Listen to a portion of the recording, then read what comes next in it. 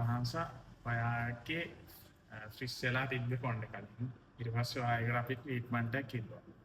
අපි සජෙස්ට් කරා බෝටොක්ස් එකක් කරමු කියලා. දැන් අපි බෝටොක්ස් එක කරලා ඉවරයි ඔය කොණ්ඩේට. දැන් ඔය කොණ්ඩේ අපි එන්ස් ටිකක් කට් කරන්නේ.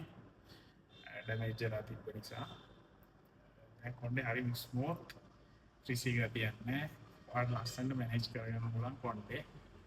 ඔයා දැන් ළඟදී යනකුවා කරන්නේ. අපි ඒක කරන්න ඔයාලට ආෆ්ටර් කෙයාර් ටික කිව්වා. ප්‍රොඩක්ට්ස් ටික බලලා ලස්සනට ආෆ්ටර් කෙයාර් ටික කරලා ලස්සනට කොණ්ඩේ තියාගන්න.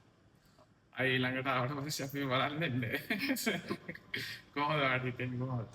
ඒක හොඳයි. ඒක ලස්සනයි. මගේ ඒකට කැමතියි. Yeah. Thank you.